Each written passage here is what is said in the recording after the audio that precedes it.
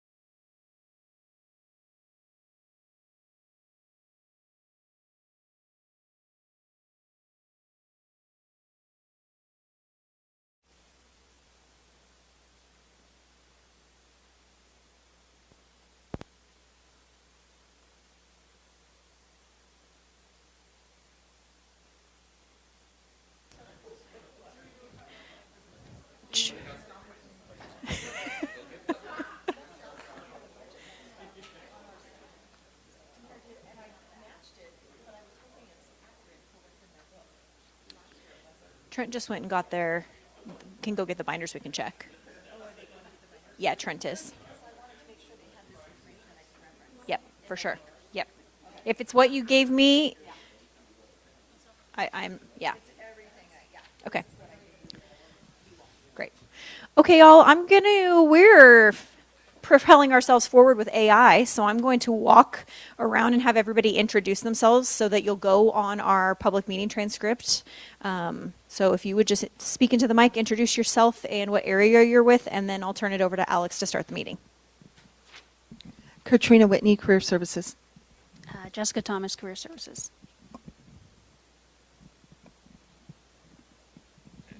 Daniel G., University Recreation. Ricky Reed, University Recreation. Logan Scully, University Recreation. Amanda Taylor, University Recreation. Ruben Cardenas, SES. Emilio Gonzalez, Student Involvement. Gretchen Lose, Observer Impulse. Michael Montgomery, Director of Recreation. Joyce Stahosky, Health and Wellness. Tyler Shannon, Office of Case Management. Veronica Gomez-Vilches, VP, SCS. And don't you worry, I go through and make sure everybody's names are spelled correctly.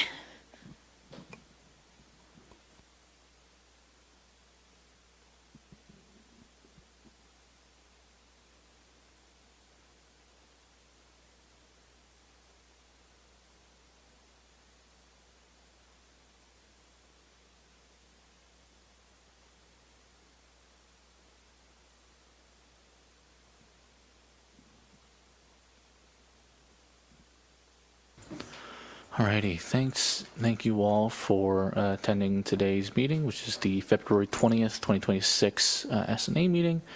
I will be doing the call to order at 3:01 p.m. Alrighty, going into roll call and attendance. Chair Matheson is here. Vice Chair Ba is not here. Neither is Parliamentarian Rachel. Member Alex Cordone is also not in attendance. Austin B. Present. Eros S. Present. Abby T. Present. Righty, and with that, we do manage to make our meeting requirements for attendance.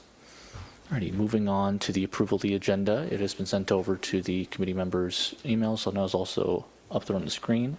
I would like to pose a amendment to the agenda that the old business items and deliberation that we would have been doing today will be moved to next week due to the low attendance of our committee members. Unexpected circumstances happened, but we should have more in attendance for next week's meeting. So if I open the floor for somebody to make that motion to amend the agenda. To move the deliberations from this week to next week. Motion to move the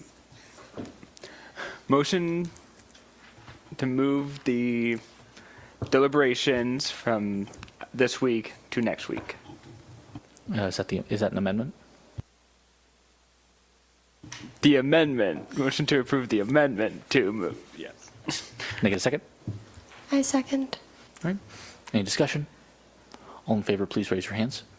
Motion passes unanimously.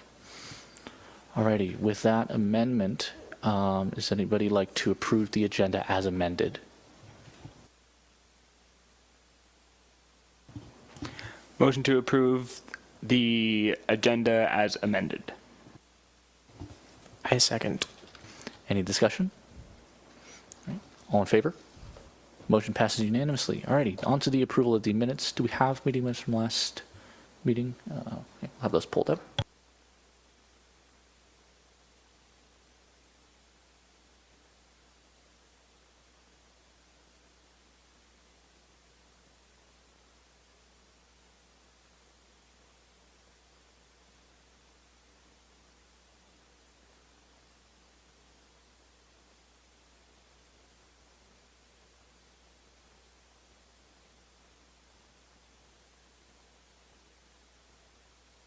Open the floor for any motions to approve the minutes.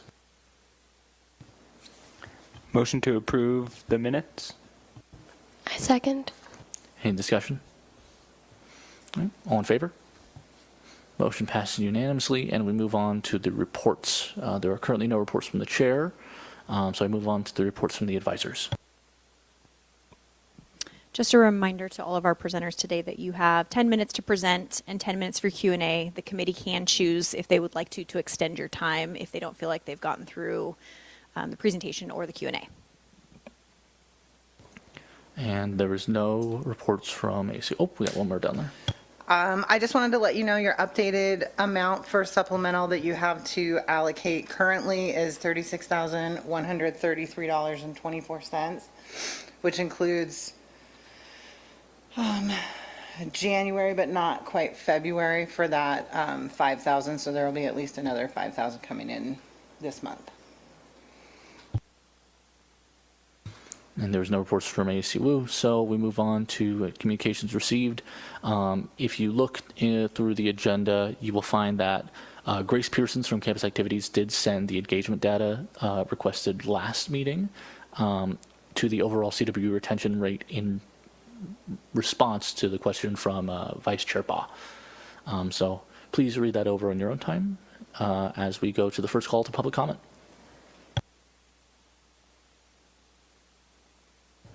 With no public comment, we move on to our first sign of new business, which will be the base funding requests, and our first base funding request will be from Career Services.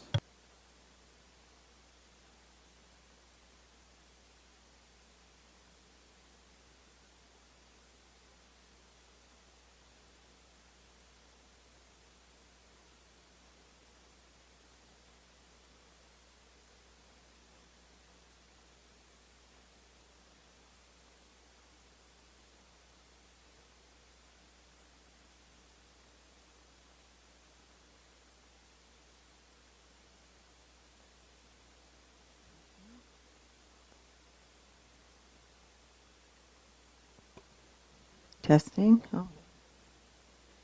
Did you see that? Oh, okay, great. Awesome.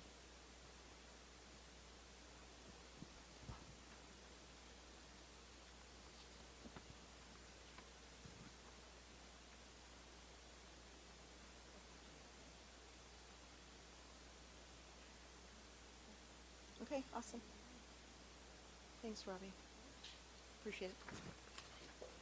Hello, everyone. We're really excited to be here and grateful for the opportunity to share some information around career services. My name is Katrina. I go by Kat. I'm the Director of Career Services, and I have with me Jessica, career counselor serving Des Moines, Pierce, and JBLM, and online. And online. And Merity's joining us virtually. She's working remote today. But Jessica traveled all the way over from Seattle today to join you. I think that's a great opportunity for you folks to hear directly from the individuals that are doing the work on the West Side. So we're excited to share some information. Do you want to do that for me?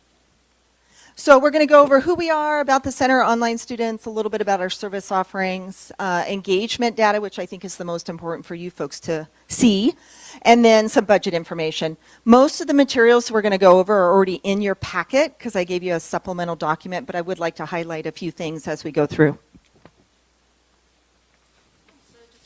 Who we are, our budget is primarily, is this too loud? I don't want to be too loud. Our budget's primarily for the FTE of me and Merity. So I am a career counselor. I serve our online students, and I have a physical presence on the Des Moines campus, JBLM, and the Pierce Fort Steilacoom campus. And then I'll let Merity introduce herself if she is on there with us. Yep. Can you guys see and hear me? Okay, awesome. Sorry, I can't see you guys, so I'm just going. Hi there, my name's Merity Rennick, and I'm Assistant Director and Career Counselor at Linwood and online.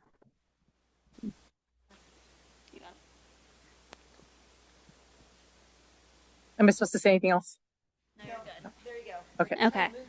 So this is just kind of showing a little bit about where we serve students and how many students we are serving.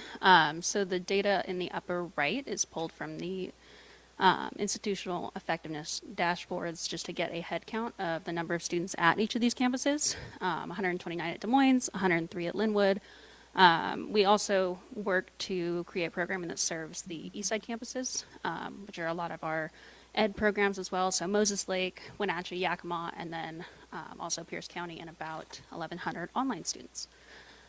I was going to say too, we are the only S&A funded area that does have a presence on base at JBLM in our Stone Education Center office. In a given year, 20 to 30 military affiliated students that are coming through there. That changes a little bit year to year. Sometimes it's hard to track as it's not coded as an actual campus, but we have other ways of kind of keeping on a hold of them.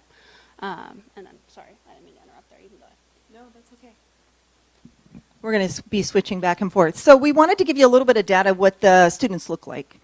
So you can see first gen, 53, 47, traditional age and under, or traditional age and non-traditional are pretty equal. That really represents the online presence that we have as career services, which I think is important for you folks to know, because all of those students are paying the S&A fee, as I know you folks know.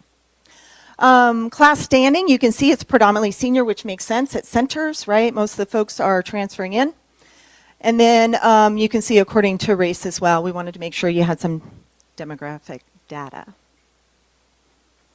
Is this one you, Jess, or me?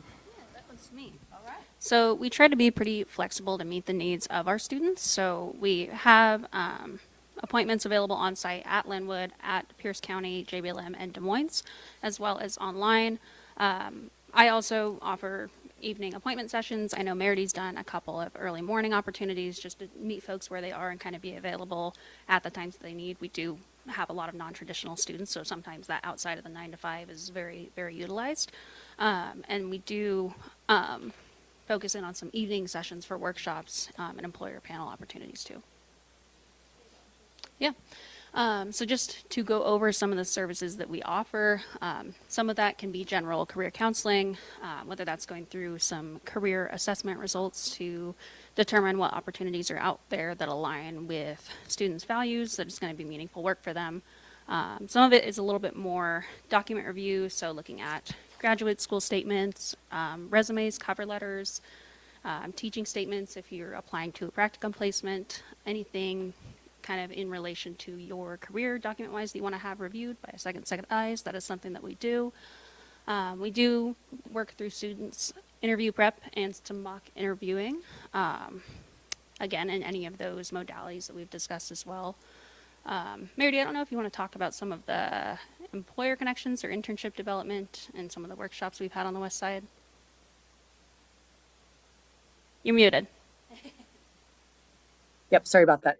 So yeah, there's a lot of employers located over on the West Side, and also a lot of students from Central, even on the East Side, either go back to live on the West Side again because they're from the West Side, or choose to live on the West Side after graduation. So creating employer connections has also been one of the things we've done as West Side counselors. Just attending Rotary type things and creating more internship opportunities. And I have done for a number of years, hosted several employer panels per year. And it's a chance to bring, so students can hear about different careers, talk to employers, and also or can connect with them. So yeah, we have usually 4 to 5 of those a year as West Side counselors that we host. So Thanks, Merity. I'm going to the next one. So we did want to highlight a few things for you folks. I think it's important to note the Virtual Career Center is in its second year. We just launched Handshake. How many of you are familiar with Handshake? People heard of it? Yeah. Have you signed up? I hope so. Yes, good. So Handshake is really a job platform, internships. We process all the internships through there. It's kind of like an Instagram, which is really kind of cool, and students are posting in different things like that. I think the latest count is we have about 1,700 students that have actively signed up, and that's just from fall to now, which is really great. We're hoping to continue to increase that through marketing and different things. The other is, these are pretty familiar. One of the things I want to highlight is the weekly emails. Merity sends weekly emails out to online students, and she's actually received some really wonderful results from that. Excuse me. Students have reached back out to her and just said thank you. Often as online students, right, and as center students, we don't necessarily feel like you get the same kind of experience, perhaps, that main campus students do. And so they were just grateful to have the opportunity for someone from Central to reach out to them and share information that could be really valuable. And so that's a great response and a result from those. You can see the virtual career employer panels. We have a sustainability one, I think that's coming up. We had the FBI panel. We have a supply chain. Meredith, you're shaking your head. Do I have that right? Supply chain coming up too. So no, the sustainability panels next week. Yeah. Mm-hmm. Yeah, next week. So we're really trying to up the game for students to have those connections to employers and really ask them questions in regards to 2 minutes left. Oh my gosh. It always goes so quick. Okay, so open your binders. We're going to just skip through. Go, go, go. All right. So we're going to get to the data, which is most important. We gave you some additional information I think it's really important to highlight. And one of the biggest things that I think is just really valuable to know is that from fall to fall, we've had an increase of 141% increase in the connection with students. That's phenomenal in my mind. I think part of that is because of you all were very supportive in regards to a supplemental request last year for Jess to be able to work through the summer. That additional connection for students, both online and at the centers taking summer courses, they actually have a dedicated person. There's some really good planning opportunities with that as well. So I think there's just been a variety of different things that have occurred to really increase that. And if you look at the green dot, that's where we're at now in this fall. Look at the growth already this fall. That really speaks to the work that I think Jess and Meredith are doing to try to reach out to those center students and online students. And for those students paying the S&A fee, that's a value added, right? That really shows that CWU is committed to trying to prepare them and get them ready for their future careers, which I think is pretty phenomenal. All right, budget. Oh my gosh, 30 seconds. We're really asking for 2 positions and the 1,000 is, are we over? No. Oh. I would like to propose a motion to extend career services time. I'm like speaking fast. I motion to approve. Motion to extend by, 5 minutes or 2? Yeah, 5 minutes for career services. Is there a second? Second. Any discussion? No discussion? All in favor? Vote passes unanimously. You have 5 minutes. Yay! So now I'll take a deep breath and I'll breathe and be a little slower in my talking. Okay. So I think that data is really important to understand. The budget, we're really asking for just the position for the career counselor to go at 12 months instead of 10 because we saw so much success last summer.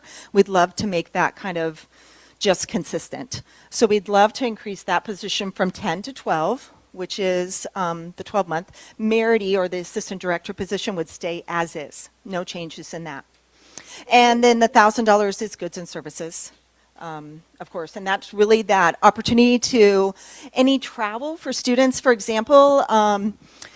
I think we're working on right now travel for career treks. You know, when we take students to employers to kind of figure out what is it like on the day in the life of somebody in a particular field, for example. We've worked with students to get them to the Tacoma Ed Fair because it's closer. So we paid for their entrance, for example. Or I know Meredith has brought students over for the accounting fair or for the ed fair. So there's ways that we try to really support those students at the centers to have those opportunities to really meet with employers or to increase that career readiness. And is there any other slide? We can maybe go back a little since we have a couple. Okay, we have a couple seconds. I was going to just say too, we have a couple of, we work to collaborate with our host colleges too. So Meredith is on the Edmonds College campus and I'm on Highline and Pierce. So like we have a couple of joint fairs we're working on with them coming up in the spring. So kind of just finding other ways to share the resources and share the load and create that opportunity for students. I don't know, that was the only other plug. No, that's great. And I think that's really cool too in regards to when we're working with host campus. It makes a really seamless effort, right, from those host campuses to CWU, which is really kind of cool. I did want to mention in the documents when you see the West Side Career Services, if you go back to that one. Do you mind if I put that? Okay. I think it's really important to just recognize the workshop and presentation piece. Third box down. That's just Jessica and Merity's data in regards to what they're offering. I really want to make sure I emphasize that Career Services does most of our workshops virtually because that's the state of where we are right now. So online and center students can join those workshops as well that are given by our main campus career counselors. So I wanted to make sure. But this data here is just Merity and Jessica. And if you think about that, for just 1 year doing 49 opportunities, that's pretty incredible, y'all. And they had attendance of 621. It's pretty darn good. So I just want to make sure. Oh, yeah, 2 minutes. 2 minutes. Okay. Any last highlights? 2 minutes. Okay, well, let's go ahead and go to the next data set, which is Westside Fall 25 workshops and events. I think that's a good one to really recognize, too, for just this fall 25. With workshops and presentations, we had 11 and 4, but a total, 15 total in different things for fall, and 668 participants. And we think of 10 weeks providing 15, and that's above and beyond the individual appointments. So if we think about the opportunities we provided to students, that's pretty darn good. I'm impressed, for sure. If we're looking up here, this is kind of just trying to highlight that in the fall, I think we generally have a higher workshop event, not as much one-on-one attendance, and then about halfway through the year, it kind of flips, and we have a lot of students seeking individual one-on-one appointments. So for both of those, though, for the fall, that green dot, essentially way above the rest, is kind of where we have started out and is why we're asking for an increase to hopefully do 12 months instead of 10, so that we can plan ahead.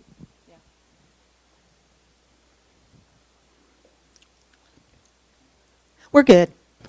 Right. We'll give you a minute back. Thank you very much. All righty. Well, I open the floor for any questions of our various committee members.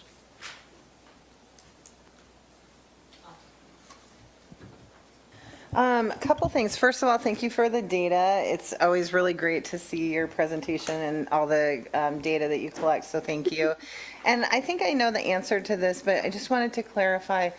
For this particular portion of career services, is there any other funding, or is this just purely S&A? This particular funding for Westside is strictly S&A. We do try to support because we haven't had a lot of goods and services.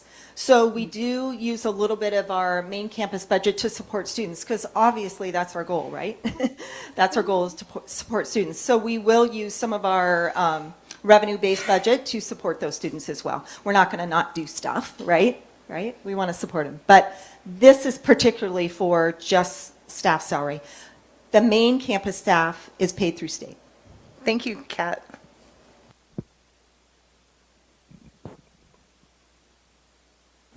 Just to clarify, the amount requested is for professional staff, not student staff, correct? Correct. All right. Hello. Hi. My vice chair is currently out, and he's the one who usually does a lot of the questioning. But so you're taking his place? Yeah, I'm taking his place for today. Oh, right. So. That's great. Love it. Yeah. All righty.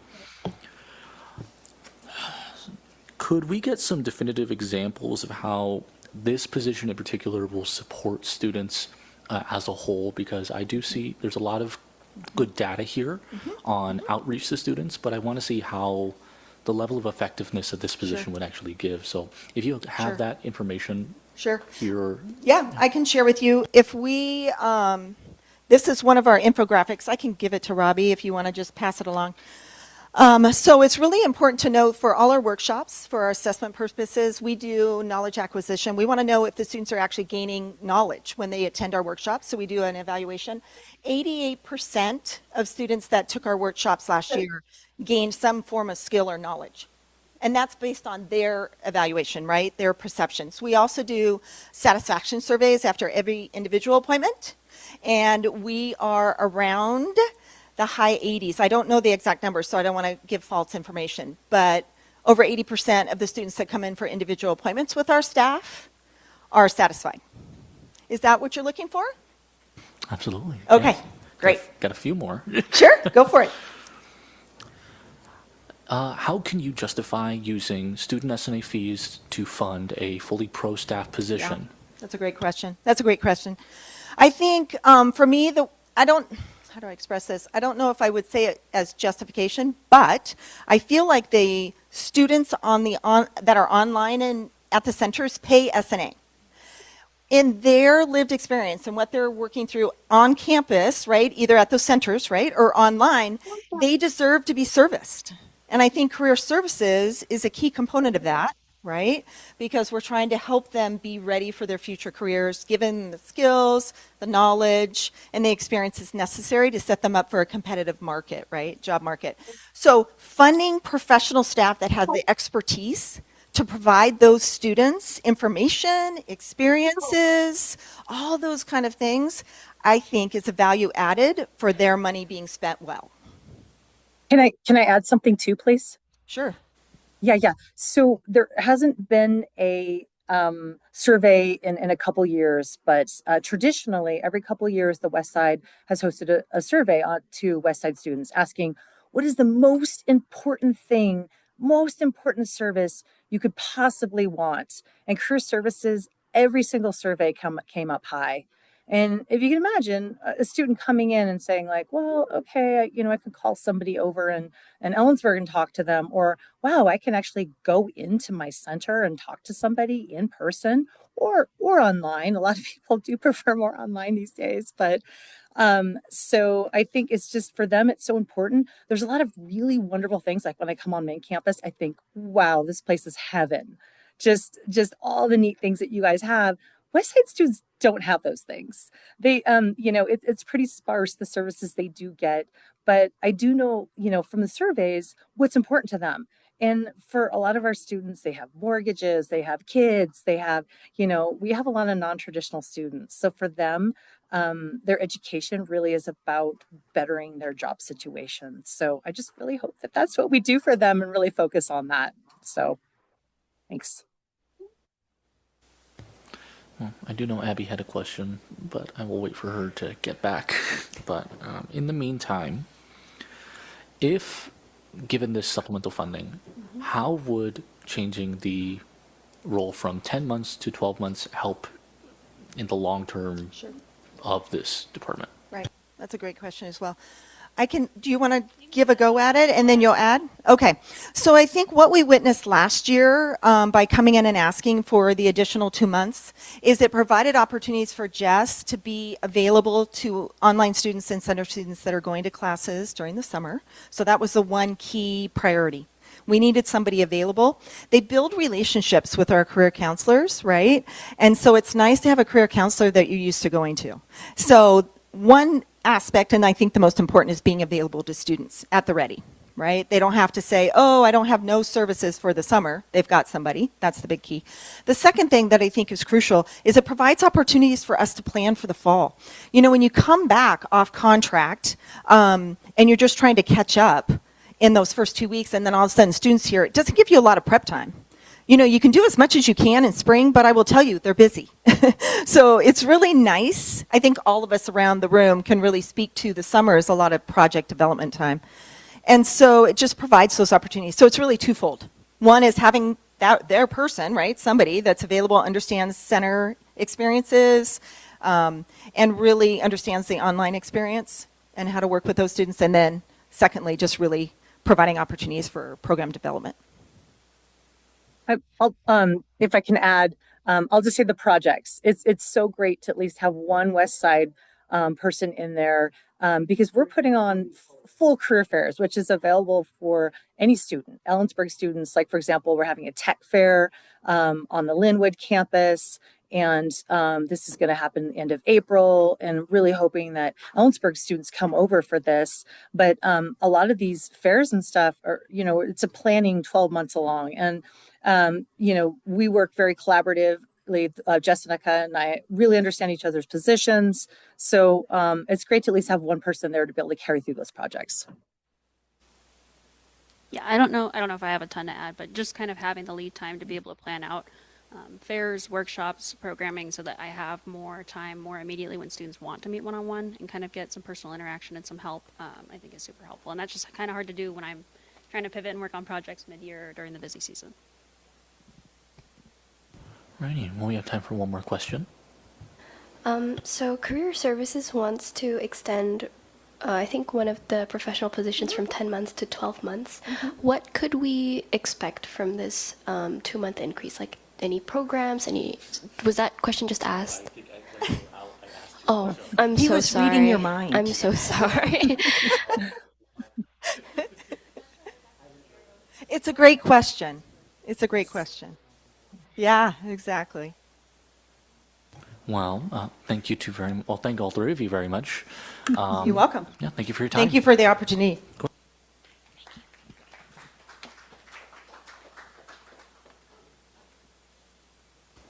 Right. Moving on to our next base-funded area, we have the presentation from the West Side Centers. I apologize, y'all. The West Side Centers had to move last minute, so it's the Office of Case Management and then Recreation. Sounds good. Okay. Sorry. No worries. All right. Office of Case Management as our next.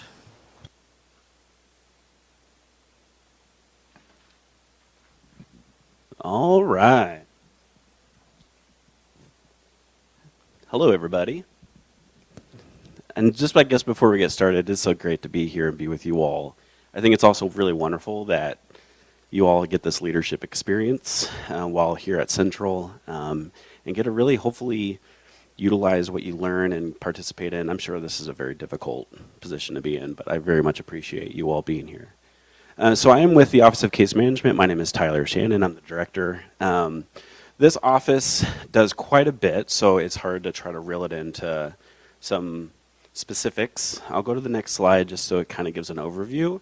But the big thing is when students are at Central that are in school, there's a lot of life things that occur. There's a lot of unforeseen crises, family crisis, medical concerns, mental health concerns. There's all sorts of things that can bubble up. And this office is here on campus in order to provide support, advocate, triage, whatever is going on in the students' lives in order to see what we can do to help mitigate those concerns. As a brief background of case management, it's roughly 18 years old. We're almost getting to our 2 decades since it's been in an existence in higher education. I believe at Central we are on year 14, so we've had this office for almost just as long as it's been in existence across the United States. So we have our mission up there. I think the big piece that I want to really highlight is that because there's so many different things that students can experience, we are also the primary people that receive the different concern and support forms. So if you've ever seen those before here on campus, we receive those reports. Those come from faculty, staff, or students can submit it on behalf of themselves. We offer in-person and virtual services. We're servicing not only people who are on campus, but maybe at a remote campus. We're also, let me think of how to, no, my mind just went completely blank. But we are here to provide that support for students who are going through anything. We also receive the suicide concern report forms. Those are primarily submitted through CWU PD, Ellensburg Police, or student counseling. Anytime we become aware of, or campus becomes aware of anyone that may benefit from extra support regarding mental health, significant mental health, or suicide, we get looped in. We also have referrals from our behavioral intervention team. That is a team that works together to talk about students and how can we collaborate in order to make sure that they are supported, a wraparound service, if you will. We receive a lot from faculty and staff who request guidance and support for how to maybe manage a unique situation, how do they support an individual. We do, like I mentioned, a lot of student self-referrals, and then we do have the PATH program, which provides confidential support for students experiencing interpersonal violence, is also based out of the Office of Case Management as well. We do a lot of coordination, both with on-campus and off-campus resources. At the end of the day, we're just trying to make sure that a student is supported, whether that is here in Ellensburg, whether that's back at home, maybe somewhere else in the state, or even if they are located in a different state, we want to make sure that they have the resources needed to be successful. We respond to all the concerns of support, as I mentioned, for online, career.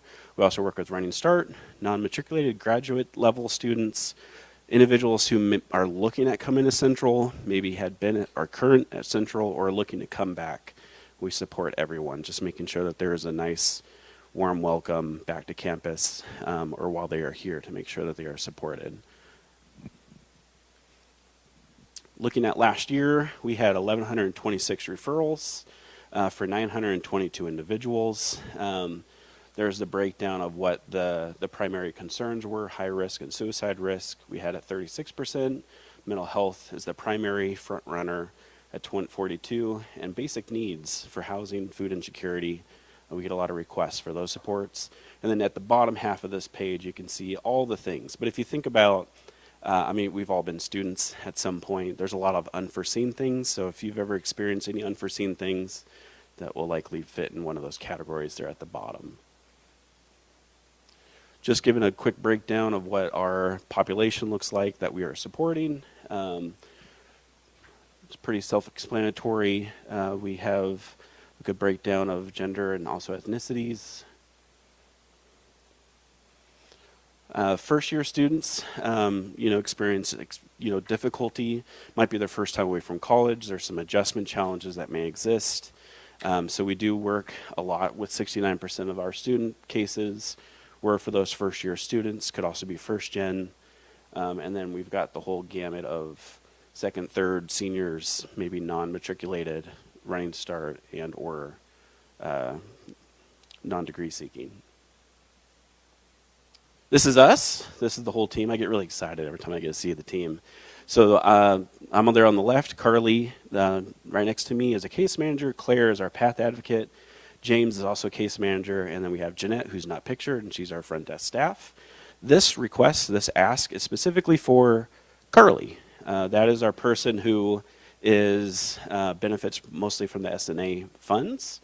The other folks have different grants or different funds that help to pay. But primarily for this request, it's related to having a case manager here on campus. And her name is Carly. She smiled for the photo. Just some committees and different things that we're a part of as a group. We're on a campus suicide prevention team, behavior intervention, threat assessment, basic needs, food pantry is a Wildcat Essentials Coalition. We also help and support students with the Emergency Relief Fund. We review applications. Also help to connect with any money whenever there's a financial challenge, kind of going back to that last slide of basic needs. We want to see what we can do to help out there.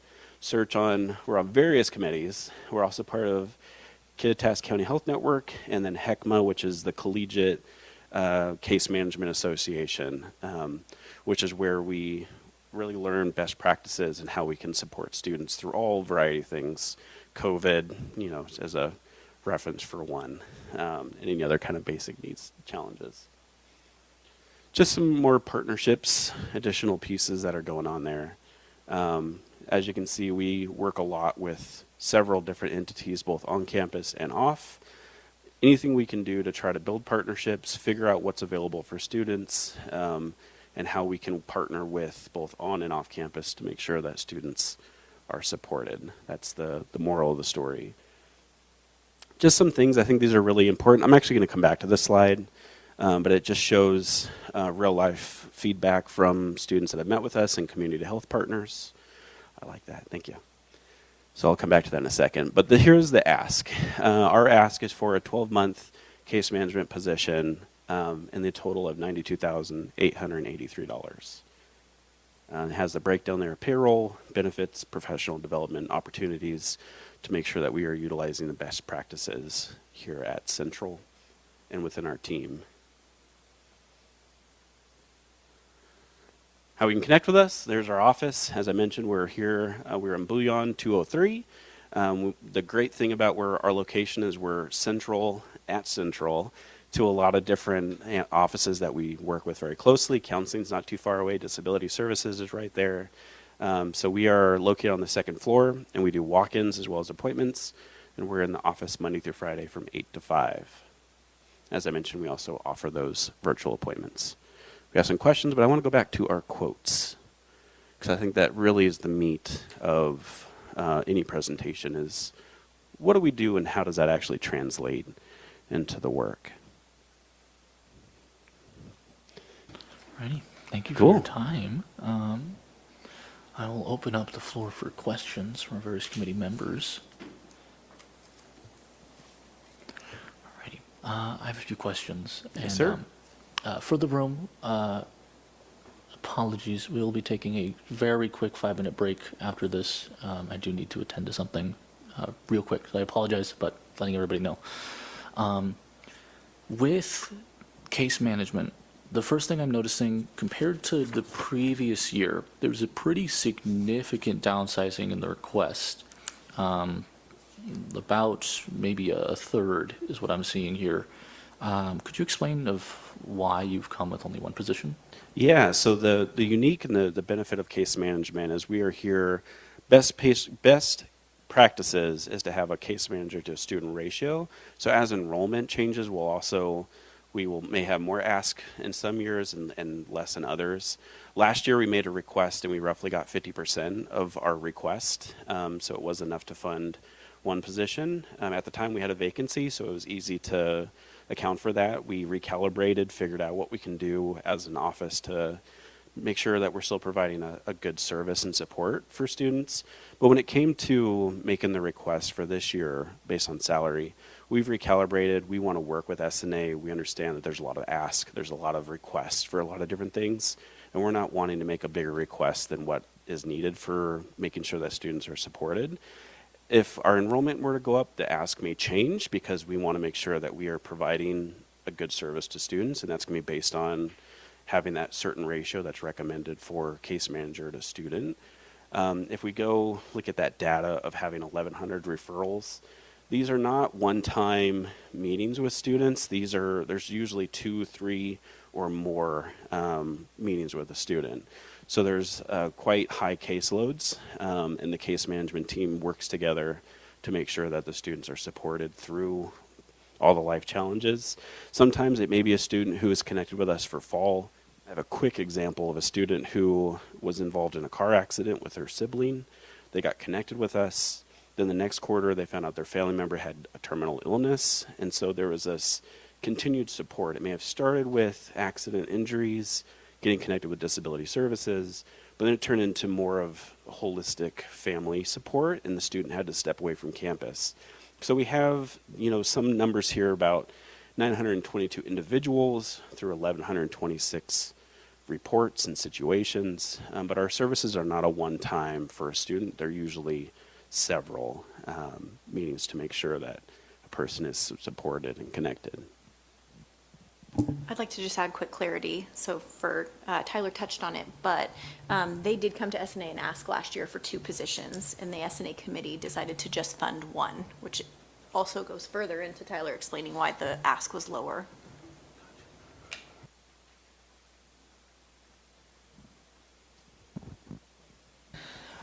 If I remember correctly, last year the funding was, or I believe this year is not quite enough to fund the full position, and I think that Joy might want to come back. I don't know if this is a you question. My question is this year's request enough to fully fund one position for 12 months? The ask that Tyler has made in that amount, yes. Okay. I know there were some challenging, historical components because we were looking at what was actually utilized versus what was actually proposed and approved. So we have, for example, in one year we had 2 positions fully funded at 12 months by S&A, and then we had the opportunity to welcome a baby into the family, but it also involved like a 5 to 6 month period of leave. So we didn't use all the money, so they went back to S&A. So there's very little expectation that we will ask for any more than is absolutely necessary to maintain those best practice standards. I think last year I was informed that there was an understanding that case managers were 10.5 months, and that's how the number didn't fully cover the one position. We were fortunate that vacancies allowed us to kind of move some things around and be strategic. But yeah, our goal is really to meet the needs of students and then return any monies that Right. directly support the case management. So this is enough for 12 months for your position? For next year. Benefits don't. Yes, correct. Through the roof and, Thank you. That's where we would come for maybe supplemental if we can't find it Thank you. And the 12-month is really important because I wish crisis only occurred for 10 months out of the year. Unfortunately, it does happen around the clock. I wish it didn't. To be honest, I wish case management didn't exist. I wish PATH didn't exist because that means that people are coming to school and nothing is going on. But unfortunately, in the reality, there's still life that goes on even when you're a student. And so the request is for 12 months because of those life things that can occur during that time as well. Do we have any further questions from the board? Thank you very much for your time. Yeah, you bet. Alrighty. Okay. I'm going to call a quick 5-minute recess, and we'll be back at 3:50.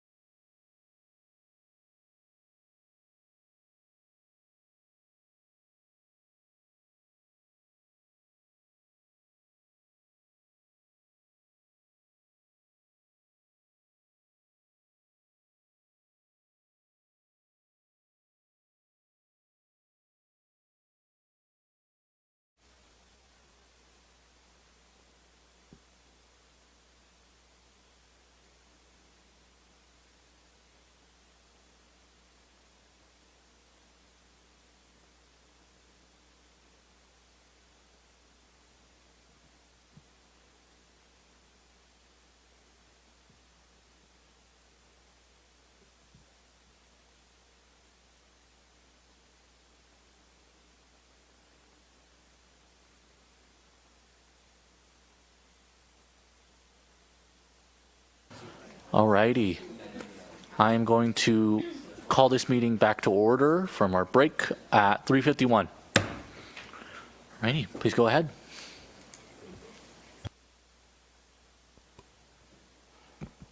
All right, can you hear? Good afternoon. Thank you for having me. I want to give a special shout out to my team real quick. They've been working on this presentation. And so we approached it a little bit different, and we're going to take you through the year of recreation. And so with that, typical mission and vision statements. We are part of the health and wellness unit, which is part of SES. And we base our offerings, services, and programs off the dimensions of well-being. You'll see here, we love to highlight our students. We're the second highest employer on campus. This is just a snapshot of some of our positions. Whether you're coming to the rec center and getting greeted at the front desk or in intramurals, our students are our workforce. We also do about 3 to 5 internships a year and 2 to 4 practicums. And we're also working on a pipeline to place recreation employees into municipal internships across the state. Our impact on campus. So pre-COVID, we did a study that showed statistical significance that those who visit our rec center on the Ellensburg campus are more likely to return and also more likely to increase GPA based on their visits to the recreation center. This is a study we are looking to replicate here in the next couple of years to see if that has any difference. Our community impact. The good thing about being central is that we're centralized, and so we have lots of visitors, whether regional tournaments, youth programs and reservations. We are active on CPR first aid certifications, community reservations, and then for those who don't know, we are an emergency shelter, so we are FEMA certified to provide support not only to the campus community, but to the Kittitas community. With that, just this year, we've hosted 8 AU basketball tournaments, multiple summer camps, cheer, youth basketball, and for the first year, Daniel's actually brought in youth sounder reservations for our rec sports complex. Pretty awesome number right here. As you can see, I'm talking about just the different people who have visited our campus. The Recreation Center is also the primary site for athletics camps for basketball and volleyball. And so our facility gets a lot of usage and is honestly the best place on campus. As you look at our campus connections, we always kick off the year with our Glow Night. But we try to be one of the best campus partners we can. I will challenge you to find somebody we don't partner with or work with. It was great that we shared the agenda with Career Services. We work with them on the professional closet. And also they work with us and do professional development seminars for our rec employees. I also want to highlight, big shout out to Wildcat Preview Day, where we host the tabling sessions and do our part in the recruitment process of bringing more students to Central. So like I said, we want to take you through the year. Before students arrive in fall, we do our what is called deep clean. Over 400 labor hours with our students. We move every piece of equipment, scrub the floors, clean the walls, detail the equipment, and reset. We do this 3 times a year. And very active on Welcome Weekend. This is also where we do a lot of our recruiting for employment. One of our pillar events is Glow Night. This is the first year we actually had it also hosted on the night of the football game. And we had 564 attendees. We also did backyard games and had the Berg DJ the event. We believe in a healthy campus, so we do have faculty staff memberships, alumni memberships. We are active in multiple facilities, so we have the Recreation Center, the Rec Sports Complex, the Alder Recreation Complex, and the Tennis Complex. you can see our swipes just this fiscal year. Jumping into some of our programming, health programs. This is one of the areas, not only do we have Group X classes, small group one-on-one sessions, we are also heavily invested in our personal trainers, and this is where they accumulate some of the hard skills in addition to the soft skills like time management, conflict resolution, and helping them get ready to enter the workforce as health professionals. Oh, I jumped ahead of myself here. Here's the job training. OPR is very seasonal. The best thing about Ellensburg is we have access to so many different outdoor environments, whether it's water, snow, although not this year, and then also the hills. Part that did not make it into the presentation is in working with the Sustainability Committee, Logan launched free bike rentals, and so students on campus can come check out a bike. And we're also this year have a proposal to remove paper towel dispensers and replace them with sustainable air dryers. In the spring, how can you not like to get out on the water? We also do professional certifications, Swiftwater, yoga, paddleboard yoga, rentals. We know that many students may not have had access before Central, and so we want to expose them to as many different recreational opportunities as we have possible.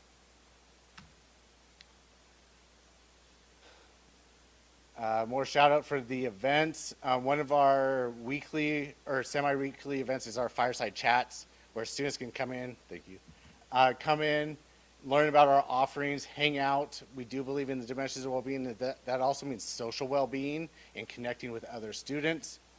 Just last month, Logan hosted our ropeless rodeo, 7 different schools from the Pacific Northwest, over 100 climbers, and they stripped the wall and in a month did all new routes. And then the best part of the event, in my opinion, is for finals, they put up the curtain, set up new routes, and challenged the climbers for the finals. Our sport club program is very robust, 17 clubs. Since we got to talk with you guys last year, we have retired the esports club, water polo, and swimming, but also in that time brought on men's and women's rugby, as well as brought back the wrestling club. Our offering of intramurals, we do open competitive divisions in these different leagues. And a cool thing that I don't see at a lot of schools is we do free agent teams. And so if you don't have a group to play with, we'll help you get placed onto a free agent team. Student recognition, like I said, without our students, we cannot operate. They are frontline. We do leadership training. We have frontline all the way up to leads and program assistants. We recognize them monthly, quarterly, special events. We love our students and want to develop them. And I mean, honestly, that's why we do this. I tried to make it my whole presentation without a single graph. I could not. So based off our prior quadrennial requests, CPI, Consumer Price Index, went up on average 19.6%. So instead of last year, instead of asking for an increase or even flat, we took a 17.5% reduction. We knew that the committee had been faced with a pretty hard cap of $6 million and wanted to be good partners in that. And so with that, we requested that. That amount was $606,000. We got 603, and that's why this year moving forward, we met that number because we're confident that we're able to do that because we also have other funding sources, self-generated revenue, as well as the recreation fee. And with that, I want to thank you for your time and open it for questions. Do you have any questions from the committee? I'll go ahead and start. It looks like, according to your budget that you submitted, that you're going to be overspending in next year by $538,000. Is that accurate? That is not accurate. I knew you would catch that one. Actually, I was talking to Trent today at the CERC Partners meeting. That was a carryover from an older form, and we can get that updated. Thank you. Yes.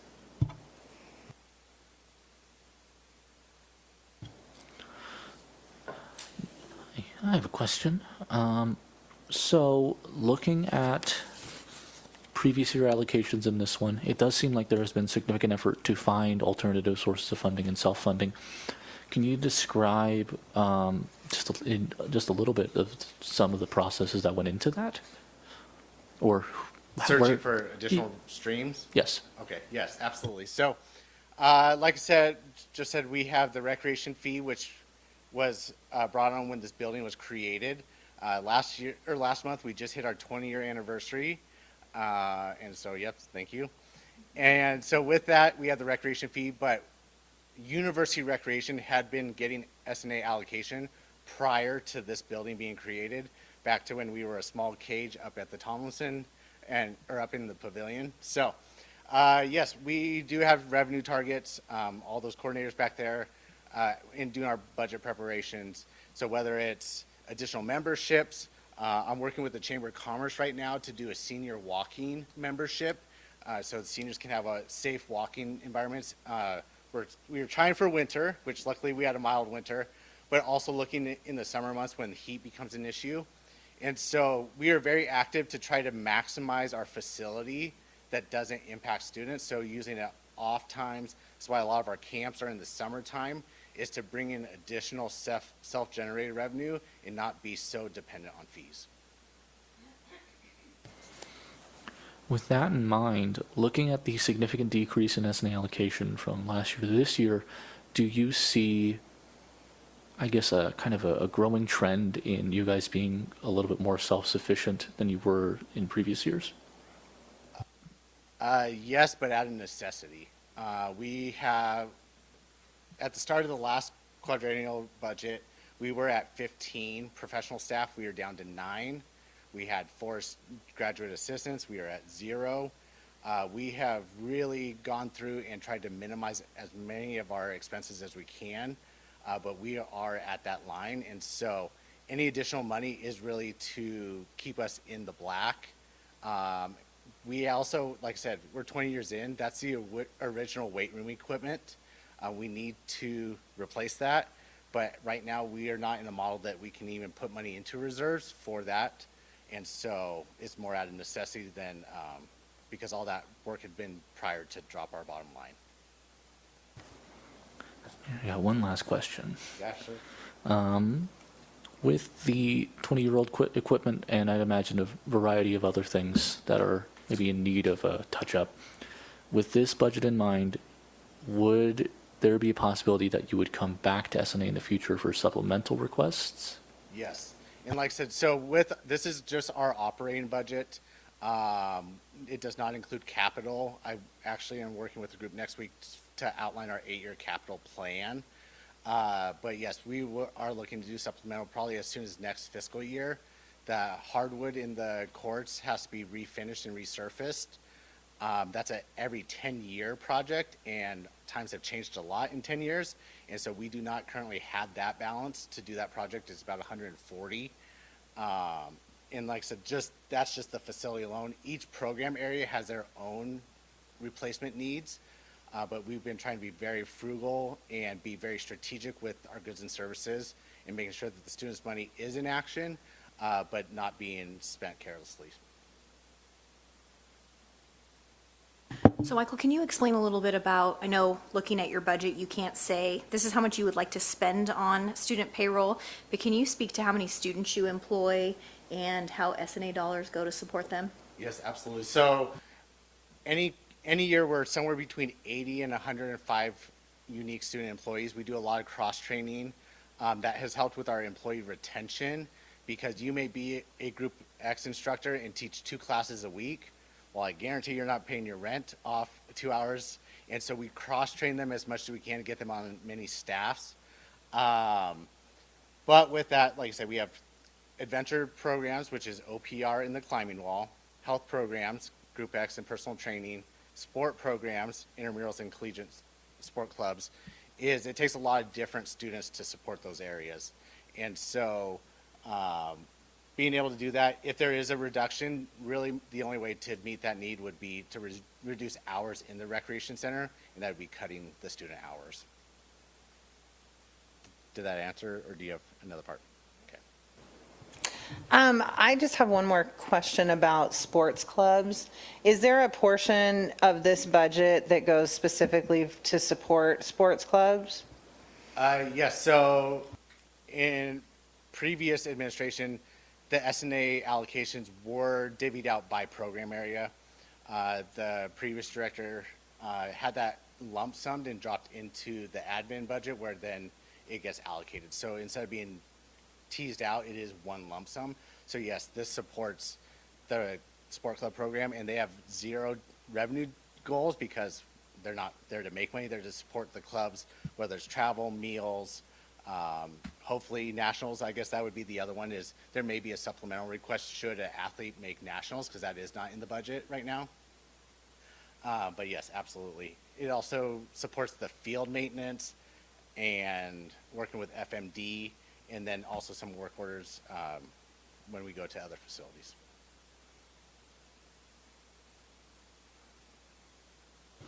Alrighty, thank you. And I do want to applaud the effort of you and your team for significantly lowering the allocation request here. It is truly impressive work that you guys have done here. Thank you. All right, thank you so much.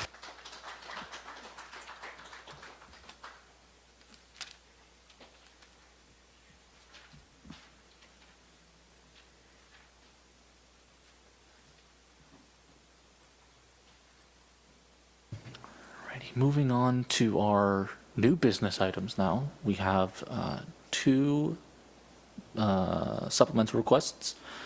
We have first Pulse Magazine requesting $8,391.13.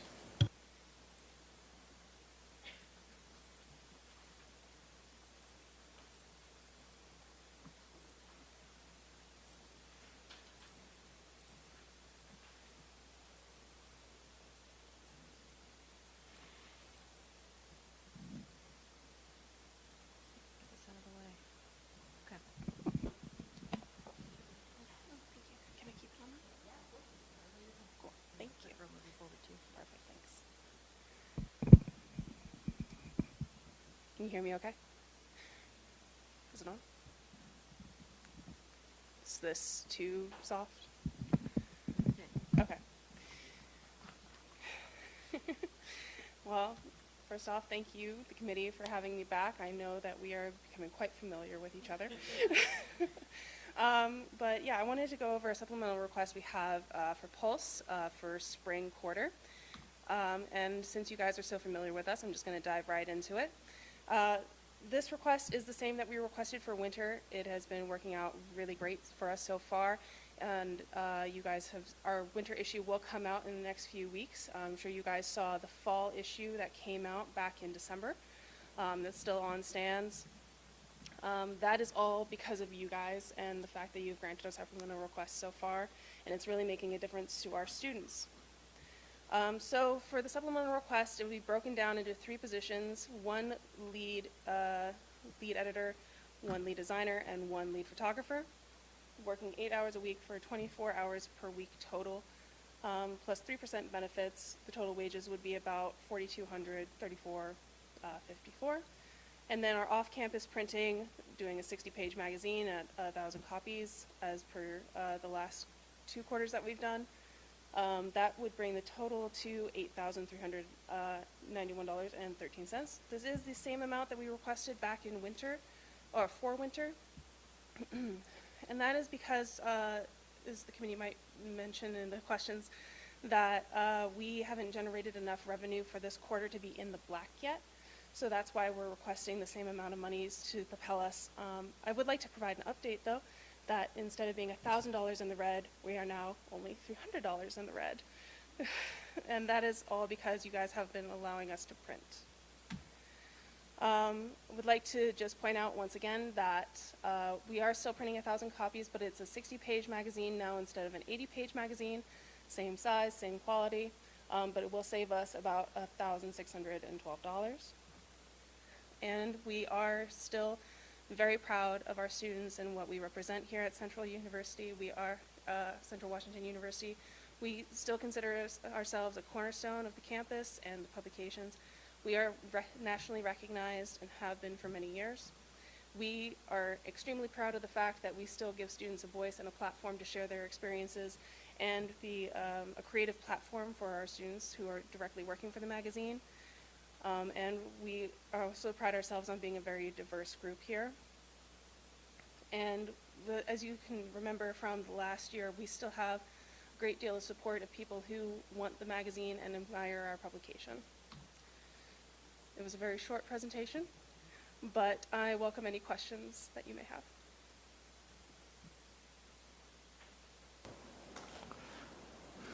I guess I have one question. Yeah.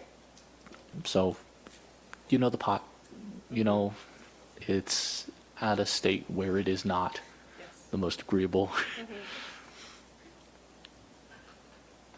As a purely hypothetical situation, with base funding being divvied out by the end of March, whenever, and going into the next year with, whatever is divvied out then, if you are not given this supplemental funding for spring, what would that quarter look like in regards to Pulse in particular? So if you were to not grant any of our supplemental requests, the magazine would exist online. But as Jen, who I don't believe Jen could be here today due to a time difference, but the magazine doesn't exist online the same way as it exists for Observer. Observer is different in the nature of the beast as being really groundbreaking news and changing really rapidly. Pulse students work on it throughout the quarter for entertainment and lifestyle stories. So to have it online would be detrimental to the magazine. And we would have to still pay for those costs in terms of being on the website, which I believe the cost is coming up, or it's just passed. I would have to look at my records.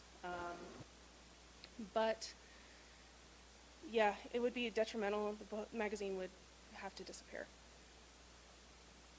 So Pulse has decreased its magazines from 80 pages to 60 pages. I'm curious, has this negatively impacted student hours? No, not at all. I would say that the student hours have been affected purely because of the budget. It used to be that Pulse students were receiving about 32 hours in total, somewhere between 32 and 35 when we were fully funded, and now we've cut that down to 24.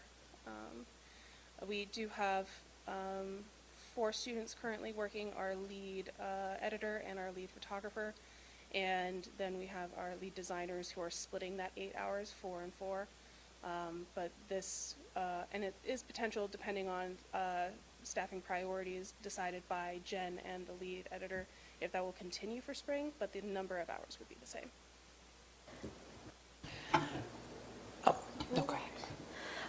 Since the student hours has remained constant, but the number of pages has decreased, would you say that the quality of the magazines have improved?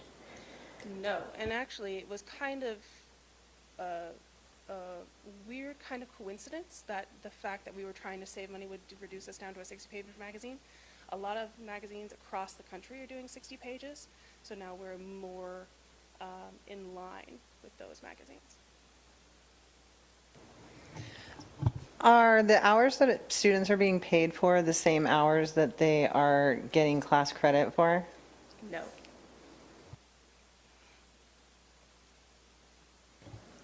I have one last question that I'm only asking because my vice chair is not here. Between the importance of the printing costs and student wages, what would you say is the main priority for funding here for this supplemental request? For Pulse, printing is the priority. Again, because it's different from Observer, they only print once a quarter, whereas Pulse prints once a quarter, Observer prints more frequently. So student hours are favored more in Observer just because there is more work that goes into that, coming out so rapidly. And Pulse, without a printed product, the student hours would be great for the students, but it would kind of negate the purpose. Thank you very much. On to your next presentation. Yes, if you have.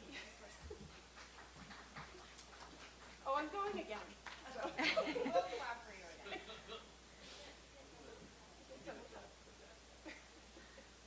Okay, there you go.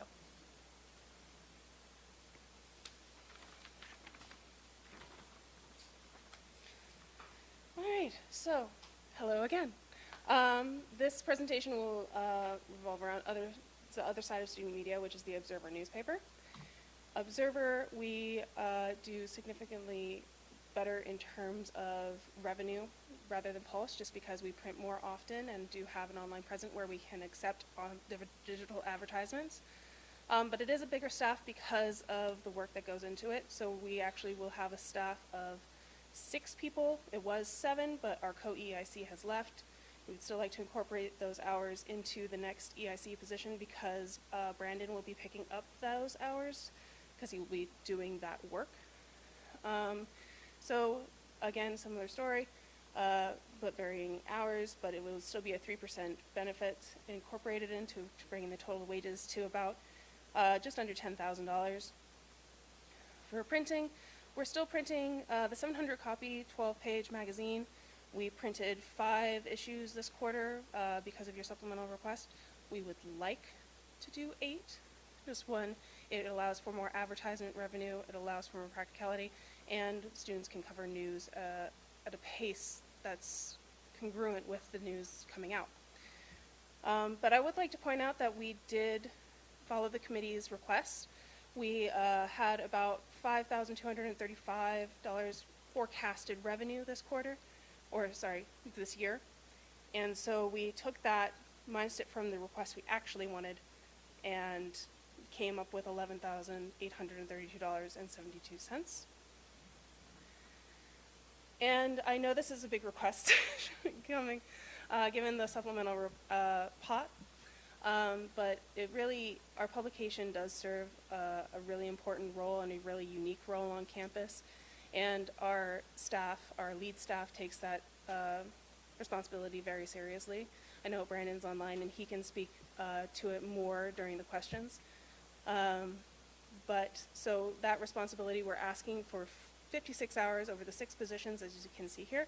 So we are a very small team, but we are only asking to be paid for 56 hours total for the week, whereas our students put in 92 hours per week total. This was a graph produced by Jackson Roberts while he was still part of our EIC team. And you can see the breakdown of the work that goes into creating the paper. This work would stay whether or not we were digital or remained in print.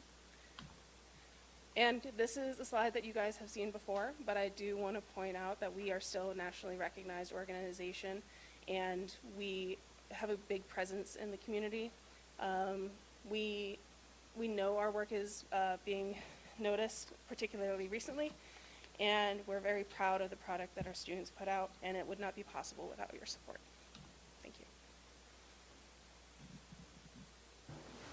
I'm going to ask the opposite question this time, in that in the slide you showed that there's like 92 hours total, but you're only going to be paying for a portion of those.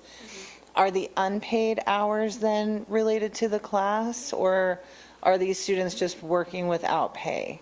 So it's kind of a combination because not all the students are enrolled in the class. We severed that tie last year, given the attention that it was bringing to the S&A committee debate.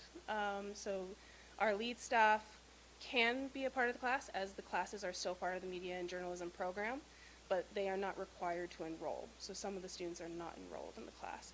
Like, Brandon, are you online? Oh, darn. I can't say for certain. I don't think he's enrolled in the class this quarter. Yeah. And he is our lead editor, so. To kind of bounce off of Aaron's question there, considering these are unpaid student hours that are being reflected in the breakdown, is, to what extent is this kind of, I guess, this culture of unpaid hours being perpetuated within the space, and what are you trying to avoid with that mindset? We would love for our students to get paid all the hours that they work. Financially, that is just not possible. The students who are enrolled in the class understand that they have a certain number of course hours to hit before they can be paid. We are not perpetuating that culture in terms of a quid pro quo. It's really, the students love what they do, and they love being able to produce this product. They work design nights, typically Monday and Tuesday night. It's a real great sense of camaraderie for them, and they get to produce such a key portion of news for the Central community. But yeah, 56 hours we decided was the most equitable while being the most fiscally responsible. Could you go back to the breakdown slide of the numbers? Thank you. And how much was taken out of the printing costs again? Or the operating costs? Or where was it? There it was. Oh, there it is. Sorry. Awesome. Thank you so much. Yeah, the 5,200. So that is just one. I think I also provided, per your request, to follow up from our quadrennial proposal that for 27 to 29, our potential forecasted revenue. I will say this speaks volumes about Observer. An Observer is different than Pulse in that way. I want to make that clear. But we have the opportunity to work with a lot more advertisers to bring in that revenue. It's never a guarantee. And we could see that with the fact that we weren't sure if we were going to print for a good portion of fall, which really affected our revenue going into this quarter. And the fact that we weren't entirely sure about if we were going to print this quarter delayed our collaboration with advertisers. So that number will grow. I can't say how much because I don't know how often we'll print. I'm going to ask the same question I asked last time. You've already kind of given the answer, but just for posterity's sake. With Observer, with the budget being how it is with supplemental, and even with that, the wages being a particularly high thing, even as a priority for this, if you were to, say, be given either or, how would you make that work with the $5,000 in revenue that you have remaining? Great question.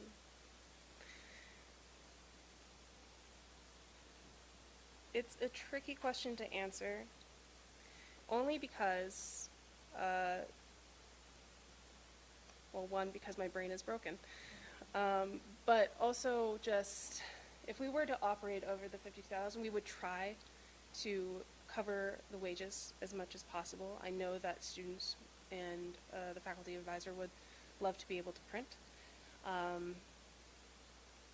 But if we have to solely be online, then that is a conversation, so that we will have to have a difficult conversation about that. But I will say, if we were to go solely online, I think that this campus would really miss the paper as a product. I think that it's a way that a student who doesn't necessarily get our newsletter, I think that they get their news by going to the circ and like, oh, there's the paper, I'll see what's going on campus. And I think that it's a great way for students to be engaged in what's going on in their community. So Gretchen, you mentioned that you all would like to print more 8 weeks versus 5 that you did in winter. Have you guys been keeping track of how many papers are left over? Or have you noticed an increase into why you'd like to bring it back to 8 weeks and increase your printing costs? So I think that there was, I think Jen could speak better to this, and I would encourage the committee to email us so that she can answer that question. I will say that we do have an advertising intern who's been helping me this quarter, and he has started to collect that data, and we're currently in the process of collecting it, and so that we can process it. Okay, and you had mentioned also that you since you have the advertising intern, your potential by printing 8, you'd have more potential to maybe grow your revenue. Is that just you all forecasting that option, or is that intern revenue been able to prove that if more businesses had 8 opportunities to print versus 5, they would be more interested in expanding their contract with you all? I think that it's kind of a combination. I think the fact that we would offer it would entice advertisers, like, oh, there's more opportunities for us to, be able to print. And we work with a company called Flight Desk, who funnels campaigns our way. If you've seen the Planned Parenthood ad, that comes from them. And they get a cut of every. I'm sorry, could I get a quick motion to extend the time by 3 minutes? A motion to extend the time by 3 minutes. Second. Any discussion? All in favor? Motion passes unanimously. Continue. They purchase usually consistently the back page of the paper, and we get around somewhere between $450 and $500 each time they print for that. Okay. So the fact that we would be offering 3 more spaces for them, if we can guarantee them space in time, we could potentially cover some more printing costs so that we could print potentially every week on our own. Great. Thank you. Thank you for your time.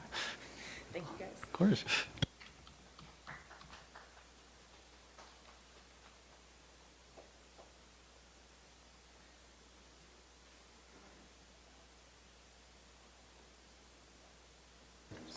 Alrighty. With that, our old business deliberation has been moved until next week, so we will be deliberating on 4 supplemental requests next week, along with the various presentations. So expect a long meeting, but it is necessary due to the size of our current committee.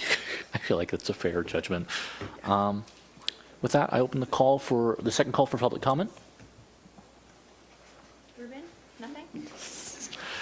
I'd like to make a public comment. I'd just like to publicly acknowledge the committee for great questions and effort, and thank you very much.